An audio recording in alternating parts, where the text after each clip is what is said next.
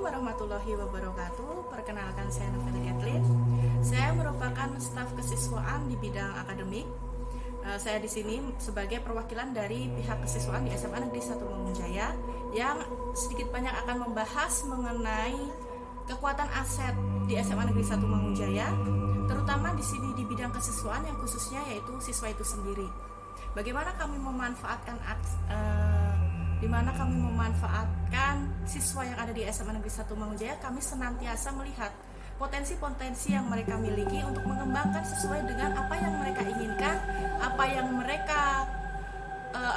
mereka punya, agar dapat dikembangkan semaksimal mungkin, dan berharap output yang kita miliki dari SMA Negeri 1 Mangunjaya mempunyai kualitas yang baik. Salah satu cara yang kita lakukan yaitu kita melihat siswa-siswa itu mempunyai potensi, kemudian kita akan selalu mengikutkan mereka dalam perlombaan yang ada. Banyak sekali perlombaan yang diadakan baik oleh pemerintah maupun oleh pihak-pihak sekolah sendiri. Nah, ini adalah salah satu langkah yang bisa kita tempuh untuk mengembangkan potensi yang mereka miliki.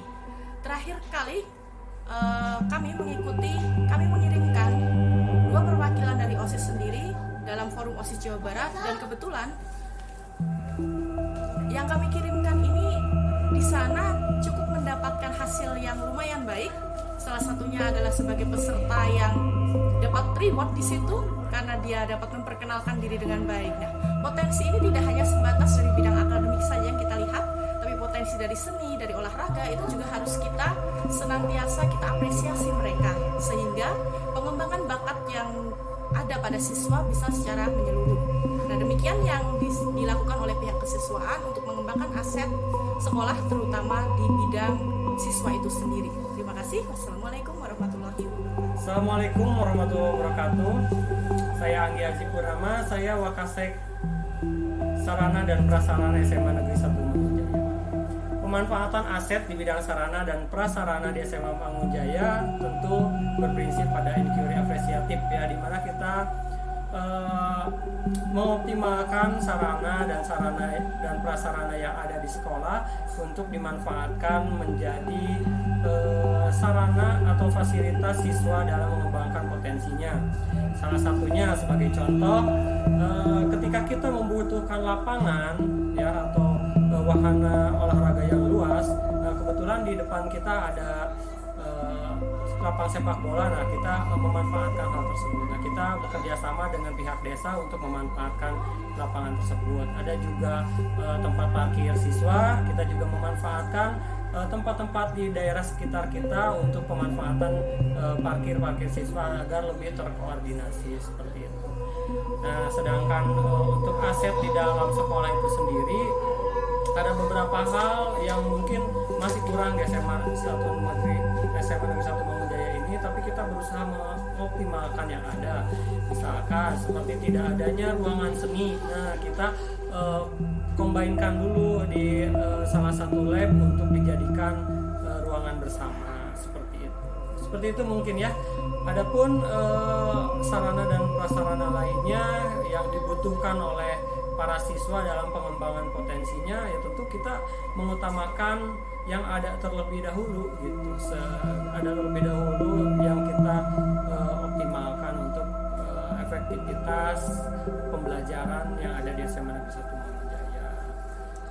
Lalu tentunya dalam perjalanannya mungkin ada beberapa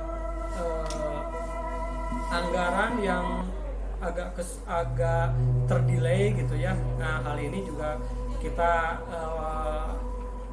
siasati dengan hal-hal yang bisa dioptimalkan terlebih dahulu, seperti itu. Mungkin seperti itu pemanfaatan sarana dan prasarana di SMA Negeri 1 Mangunjaya untuk digunakan sebagai fasilitasi siswa dalam mengoptimalkan potensinya. Terima kasih. Assalamualaikum warahmatullahi wabarakatuh.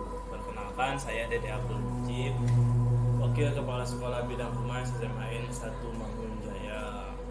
Ya, di sini saya akan memaparkan tentang bagaimana pemanfaatan aset agama dan budaya yang ada di lingkungan SMA 1 Mangunjaya.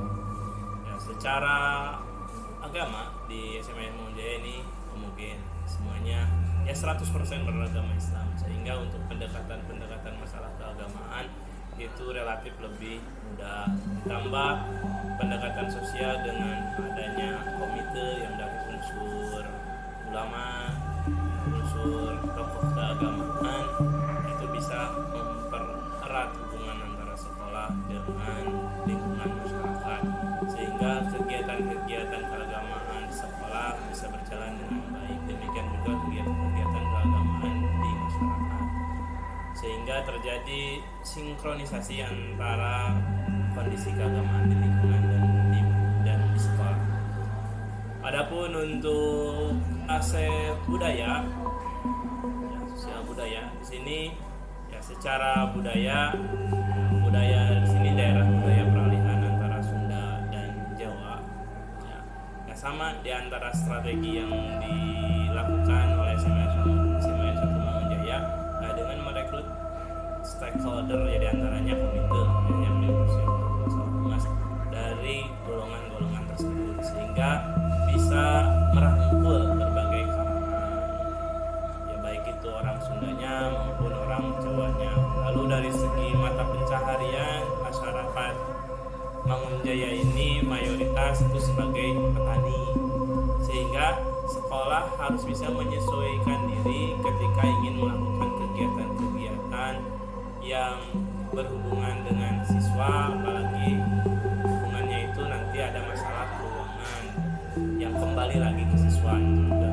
Nah itu biasanya disesuaikan dengan kapan masa panen dari para petani tersebut. Biasanya ya kalau di masa-masa panen, nah itu lebih mudah, masyarakat lebih mendukung, lebih gampang, lebih mudah terrealisasi kegiatan-kegiatan sekolah tersebut. Jadi jangan sampai pada waktu bukan panen atau pada waktu baru nanam ada kegiatan-kegiatan seperti itu, ya itu biasanya akan terhambat. Dan kita sebagai pihak sekolah harus bisa menyesuaikan diri dengan kondisi sosial budaya yang ada di lingkungan SMA 1, sehingga program sekolah bisa berjalan dengan baik, lingkungan masyarakat pun bisa tetap berjalan dengan kondusif. Ya sekian pemaparan saya dari bidang humas. Terima kasih. Assalamualaikum warahmatullahi wabarakatuh.